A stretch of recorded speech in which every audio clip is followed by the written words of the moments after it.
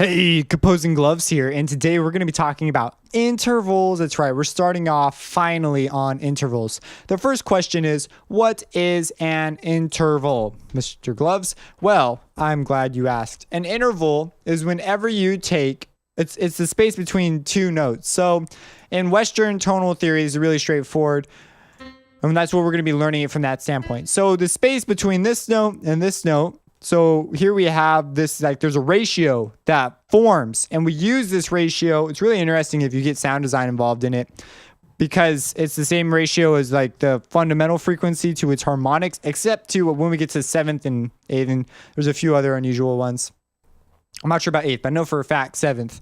Now, so an interval is just, the distance between two notes. And by studying these and memorizing the way these things work and how they work, we can begin to really get insight onto what our music will sound like in the future.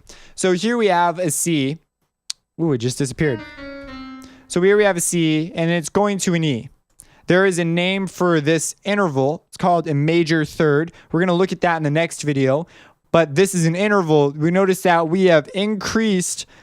Now, whenever you're counting intervals, you always count the note you're starting on. So we have 1, and then we have 2, and then we have 3. So this is 3. Always start on the note.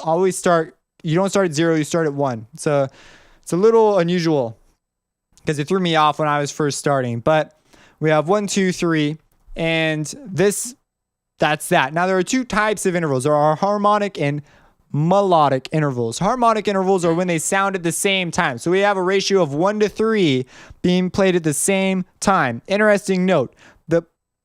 Now, if we're following the harmonic overtone series, the first ratio you will hear is a fifth, actually, I believe, and then you will hear a third above the fifth.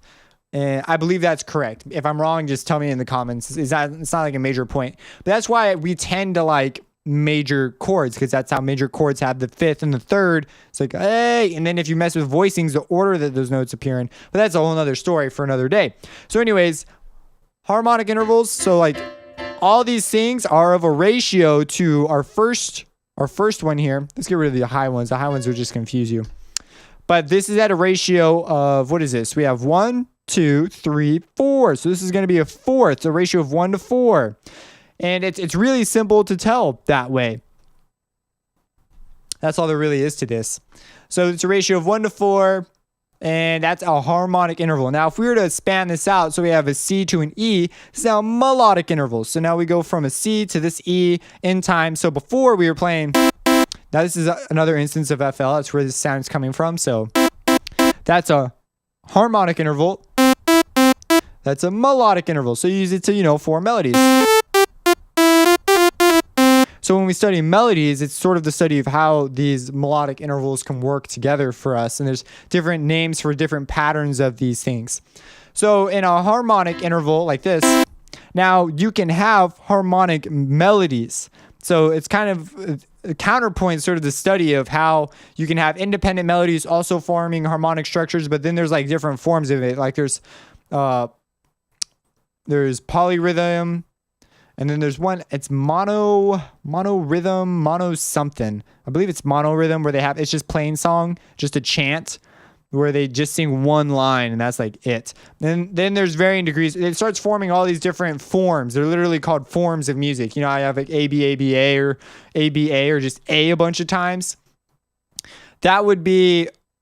there are different levels of this, where how much emphasis you place on melodic intervals forming melodies versus how much emphasis you put on them forming harmonies on top of each other and the movement of these harmonies. And then there are levels where, it's both and they enhance each other, or you want them to be separate from each other. You want them to create equality. And there's all these different ideas are sort of where all these forms have come from. So this is just the very, very basic intro to some of these things, is this harmonic and melodic idea. If you have any questions, let me know. Subscribe.